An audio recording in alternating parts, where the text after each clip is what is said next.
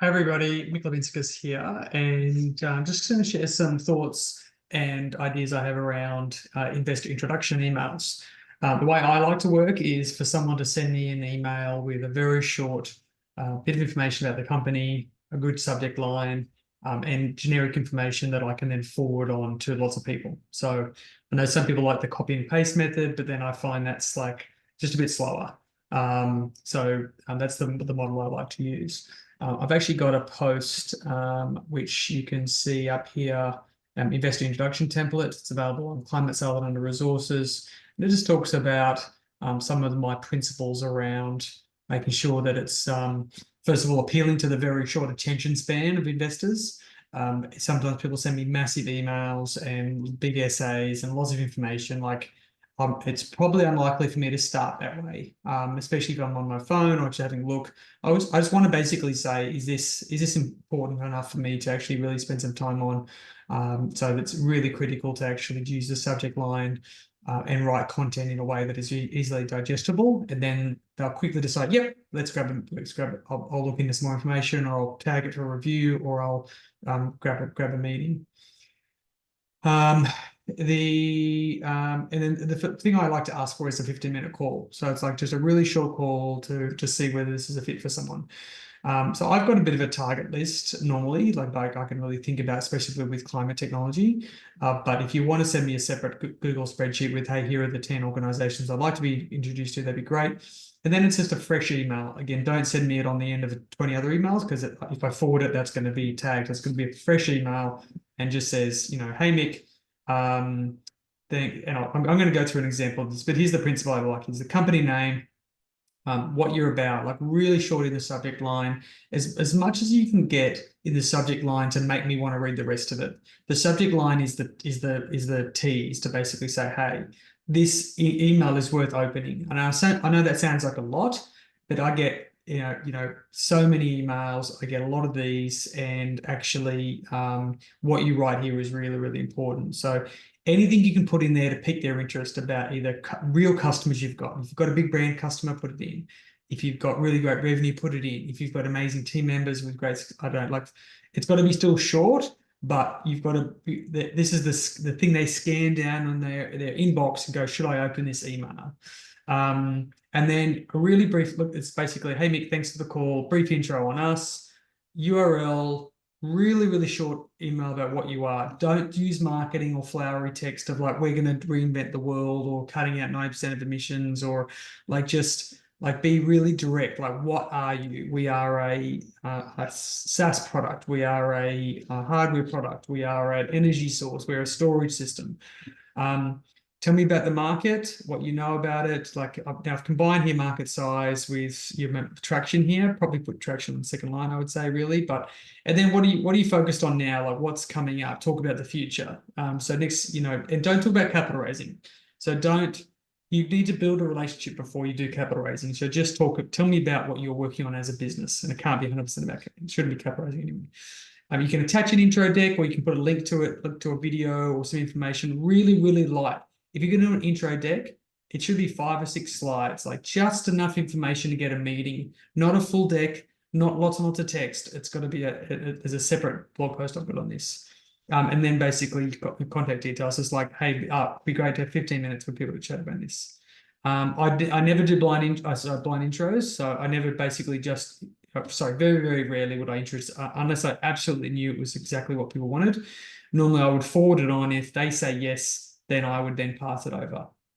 And that's the way it works. So I've got a company I met with yesterday. I gave them this template and I asked for them to give me some feedback, to send me an email.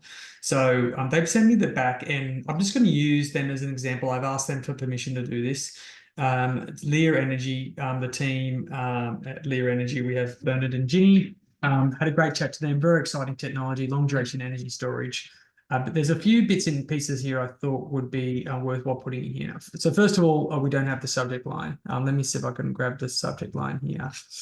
Sometimes I do the subject line after, because you know more about the company. Subject line, body. So let's do the subject line might be Lear Energy, long duration energy storage. Now that's an acronym. Now most people may not know what it is, but if you're appealing to someone in climate tech who knows that, then maybe they should know that. But it's duration energy storage and using so ocean based. So ocean based long duration energy storage. So we've got what other information we have around them. So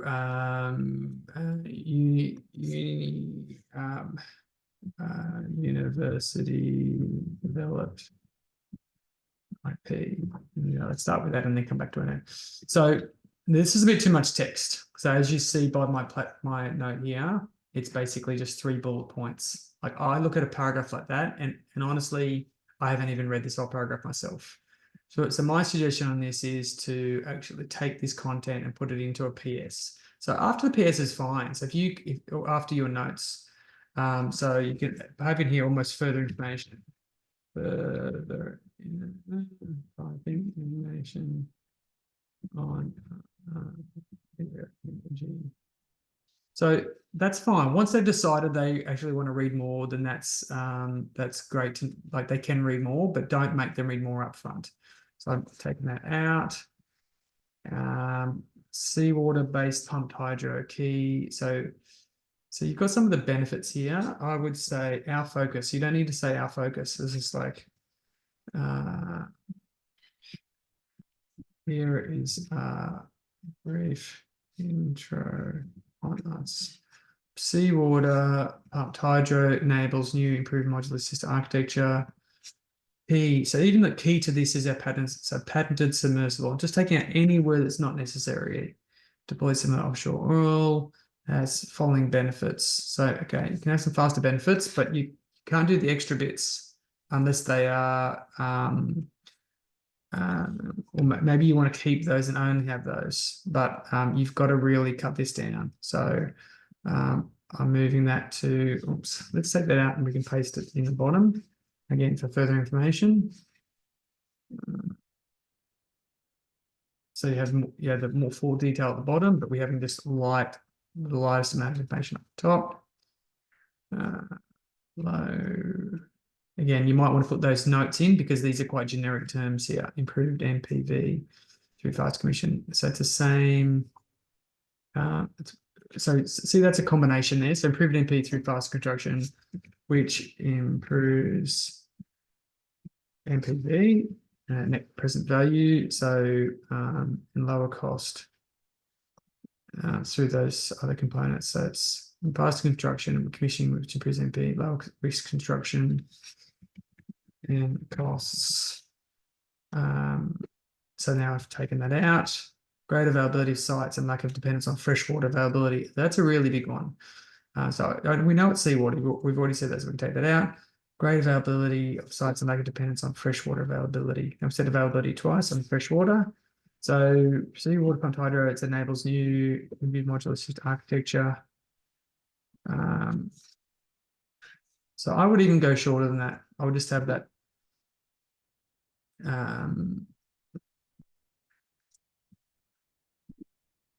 So see how we've just gone from a big chunk of paragraphs to two little bits of information. Having a little pitch there for recently put together for FFI. Now they don't know what the FFI is and doesn't matter. Here's a 2-minute pitch. So just take out any extra information, like everything you make them read is a cost for them to actually review that. This is an early stage. That's again great information, but and that's so DTech founders here. I would leave it really open. So the more specific you make the request in the email, the less people I can send it to. So I would say to people passionate about deep tech climate solutions, and I think be open to that. And this one is a big paragraph as well. It's really, really interesting. So experience energy of 25 years experience. So maybe I'll add that as a third note. Going back. So I pasted it in.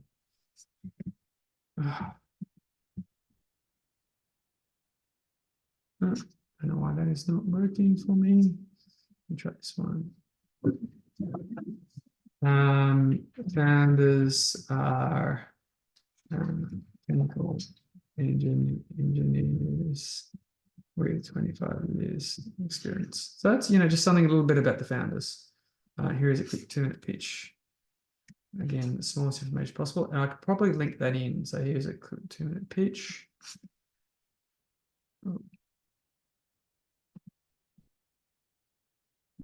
So I'll make that a link instead. Sometimes the links don't work, so it's good to put it in there. Again, I'll paste that down into the notes. And that might make no complete sense, but leave it at that. So then I've taken that big long email and put it into something which is really digestible by an investor.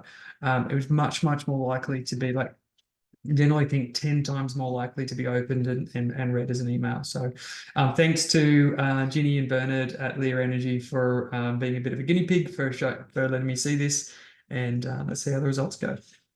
Thanks everyone for watching.